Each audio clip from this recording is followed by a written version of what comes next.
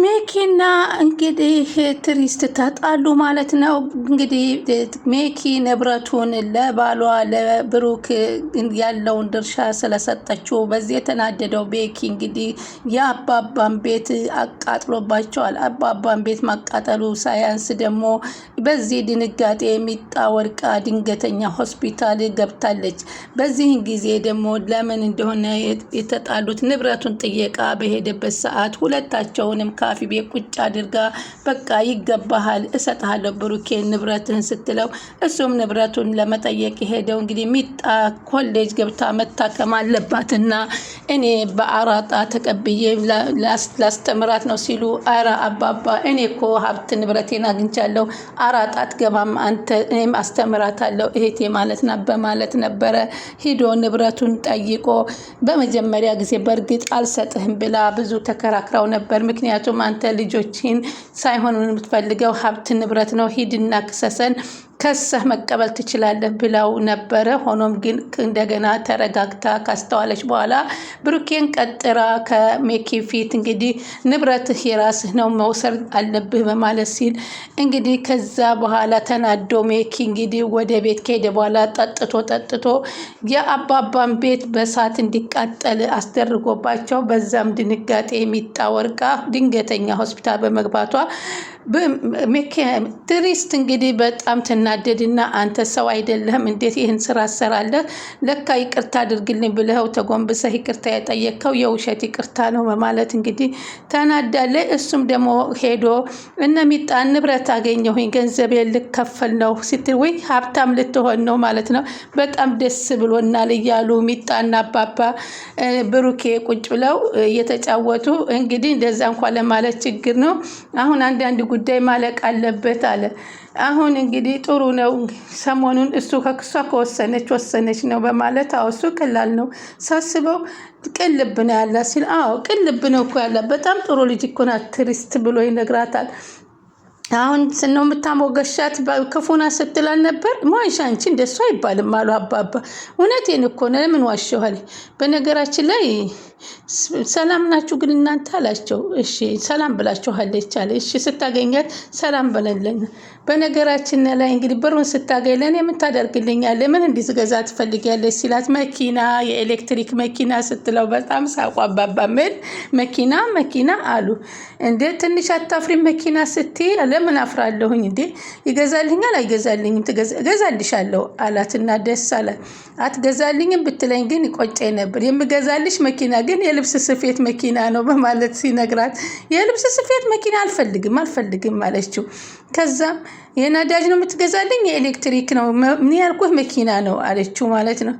መብላቷን ሳታውቅ እጇን ታጠበች ብለው አባባም ተረቱና ከዛ በኋላ ይሄንን እየተጨዋወቱ እገዛልሻለሁ አለኝ አባዬ አንተ ለምን ዝም አትልም በማለት የትኛው ነው የምትገዛልኝ?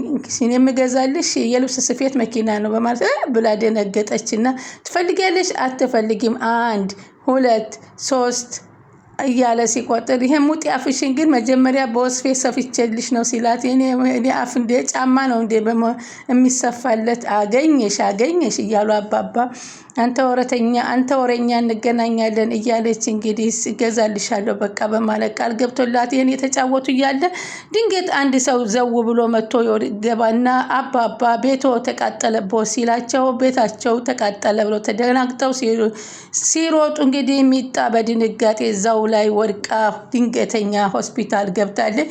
እንግዲህ በዚህን ጊዜ ደግሞ መታከሚያ ማከሳከሚያ ገንዘብ የሌላቸው አባባ ምን አባቴ ይሻል ሲሉ ስልክህን ስጠይ ብሎ ትሪስት ደውሎ ትሪስትን ሲነግራት አካውንት ላክልኝ አሁን አስተላልፍልሃለሁ ስትለው እሱ ደግሞ ምን አካውንት አለ ብለሽ ነው ስትይ በቃ እንግዳማ መጣው ጠብቀኝ በማለት እንግዲህ እዛው ድረስ እንግዲህ ሂዳለታለች። አሁን እንግዲህ ሜኪ ጋር የሚጣሉት መጀመሪያ እኔን ሳታማክሪ ለምን ገንዘቡን አካፈልሽው በማለት እየተናደደው አሁን ደግሞ ጭራሽ እኔን ሳታማክሪ እነሱን ልታሳክም ይሄርሽ የሚለውን አንድ አለባቸው ማለት ነው። ሰላም ወደ ቻናል የተከታታዩ ሰላማችሁ በያላችሁበት ይብዛል። ለቻናል አዲስ የሆናችሁ ሰብስክራይብ ላይክ ሼር እያደረጋችሁ አበረታቱ።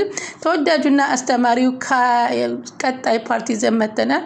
ብሩኬ ቀጥ ብሎ ንብረቱን ለመጠየቅ ወደ ቤት በገባበት ቁጥር አንተ ንብረት የለህም፣ ተሳስተ ነው፣ አንተ ብሩኬ አትመስለኝም። ብሩኬ የምናውቀው እኮ ለገንዘብ እንደዚህ አይሆንም፣ ለልጆችና ለሚስትህ አትተውላቸውም እንደ ሲለው እንደውም ልጆቹ የኔ መሆናቸውን እጠራጠራለሁኝ። አንተ እንዴት ተደብቀህ የኔ ሚስት አገባብኛለህ ሲለው ምን ላድርግ ብለህ ነው? አንተ ልጆች እንዳይጎዱ ብዬ ከጎናቸው ብዬ ሁኜ ስንከባከባቸው በዛ አጋጣሚ ፍቅር ጣለንና ተጋባን በማለት አለ። እንግዳማ አለች ትሪስት መታ ንብረትህን ከፈለክ ልጆችንና እኔን ክሰስና መቀበል ትችላለህ ስትለው ክሰስ አለ። አዎ እኔ በፍጹም አላደርገው። ምንም አታርግ። ንብረትህን ከፈለክ እኔንም ልጆችህንም ክሰስ። እሱም በጭራሽ አላደርገውም። ግድ ነው። ንብረትን ከፈለክ እንደዛ አድርገው፣ ያለዛ ንብረት የሚለው ነው ከናካቴው ተወስቶ ታይ። እንደሱ የሚሆን ነገር አይደለም፣ ጭራሽ አይሆን። ሌላ አማራጭ የለህም። እኛን ከሰት ፍርድ ቤት ሲፈርድልህ ገንዘብ መውሰድ ይቻላል። ለኔ ይሄን ማድረግ ከባድ ነው አለ። አንተ እኮ ለገንዘብ ብለህ ልጆችን የካድክ ፍርድ ቤት መክሰስ አይከብድህም አለች። ትርሲት እባክሽ እንደዚህ አትበይኝ፣ እውነቱ ይህ ነው። ለማንኛውም ስለመሽብህ እዚህ ማድረግ ትችላለህ።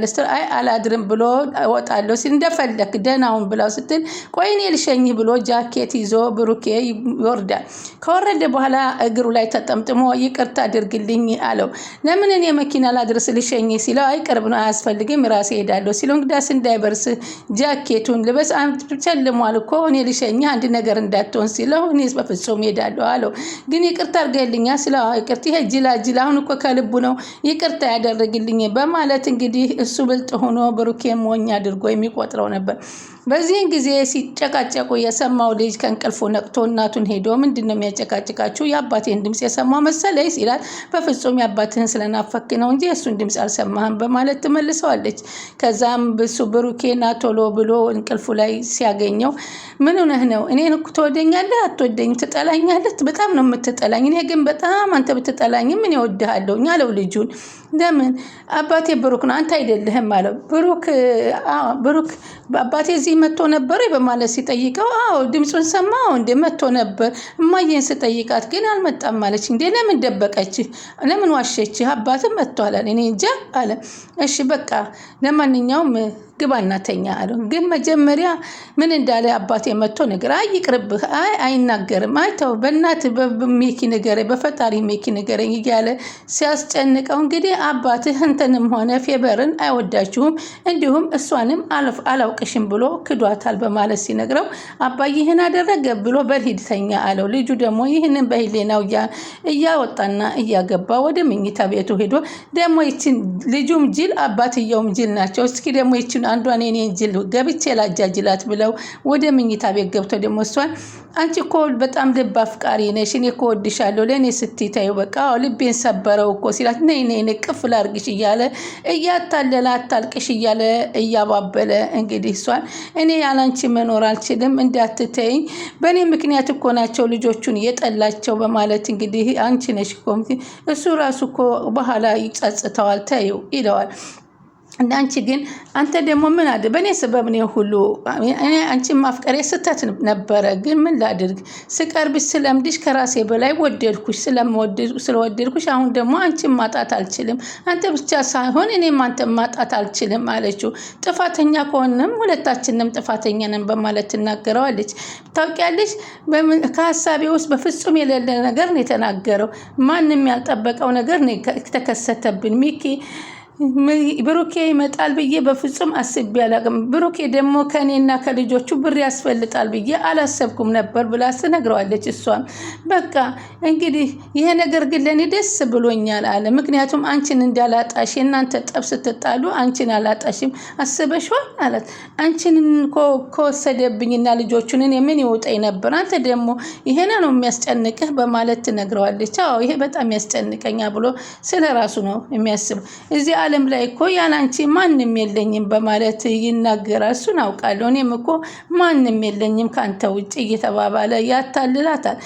እኔ እኮ በጣም ነው ደስ የሚለው እንደሆነ ግን አሁን በዚህ ሰዓት ከጎኔ ስለሆንክ በጣም አመሰግናለሁ በማለት ታመሰግነዋለች። እሱ ግን እየተጫወተባት እንጂ እየወደዳት አይደለም።